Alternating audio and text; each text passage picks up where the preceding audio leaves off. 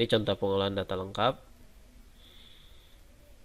Ini cukup panjang ya, kita di sini memasukkan nilai Bogey correction ini dari 2,1 sampai 3. Kemudian ada inner terrain dan outer terrain. Nanti kita akan dapat free air anomali, kita akan dapat Bogey anomali dari berbagai macam densitas. Nah, ini contoh pengamatan gravitasi kalau alat Lacoste-Romberg itu memiliki tabel kalibrasi. Jadi ada counter reading di alat, counter reading dari 0, 100, 200, 300 sampai ini berarti sampai 7000. Jadi dari 0 sampai 7000 counternya. Nanti setiap counter ini dari 100 ini akan ada nilai miligalnya berapa. Misalnya ini 100 tuh. Jadi counternya 100 berarti nilai miligalnya 102,43 dengan faktor intervalnya adalah 1,02425. Apa ini faktor interval, nanti kita akan lihat. Jadi contohnya begini, kita punya counter reading 2500, faktor intervalnya 1,0794, miligalnya sekian.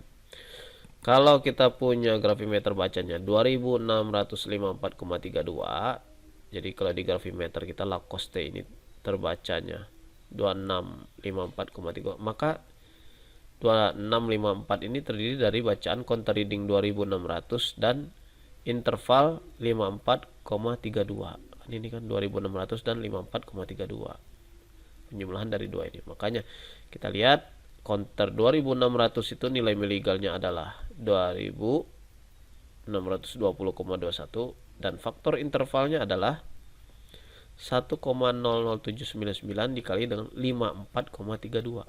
Nah, hasilnya inilah miligalnya, yaitu 2674. Nah, coba kita lihat kalau untuk bacaan 2821,83 berapa nilai miligalnya. Jadi kalau ini kan 2800, berarti kan 2800 berarti sudah 2821,82. Baru sisanya 21,83 dikalikan dengan 1,0081. Jadi kita akan mendapatkan nilai 2843,83 miligal ya. Itu cara menghitungnya. Nah, ini kalau kita lihat nilai gravitasi absolut. Jadi nilai gravitasi yang dibaca oleh alat, kemudian kita konversi ke tabel, kemudian kita koreksi dengan pasang surut dan koreksi drip. Ini dapat gravitasi absolut atau gravitasi observasi, orang-orang bilang. Gravitasi absolut ini nilainya seperti ini. Nanti kita akan dapat juga nilai topografi, kan kita ukur juga topografi. Nah, untuk meng-QC atau proses kendali mutu atau quality control, itu kita akan melihat nilai gravitasi absolut itu berbalik nilainya terhadap nilai topografi. Jadi kalau gravitasi absolut itu nilainya tinggi, topografinya pasti tinggi. Kalau topografinya rendah, nilai gravitasinya pasti rendah. Nah, dia berkebalikan polanya. Jadi kalau polanya sudah berkebalikan, antara topografi dan gravitasi absolutnya sudah berkebalikan, insya Allah itu 99,99% itu sudah benar datanya.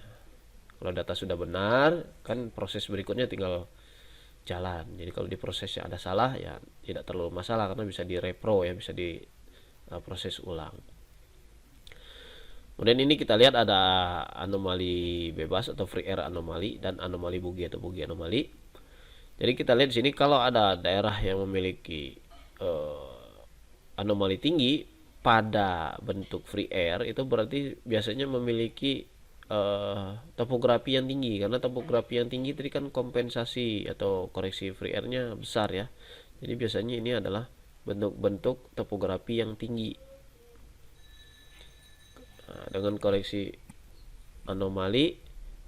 anomali Bogey, nanti kita akan mendapatkan bentuk yang mulai berbeda ya. Jadi tadi yang tinggi di sini ini akan jadi rendah. Nah, jadi kita memasukkan faktor adanya densitas di bawah permukaan, adanya topografi yang tinggi kan menyebabkan anomali tinggi, tapi dengan memasukkan nilai densitas akan mengurangi atau akan mengeliminir hanya faktor ketinggian saja. Jadi kita bisa lihat ada yang daerahnya yang masih tinggi tetap tinggi, ada yang daerahnya rendah dia masih rendah ya.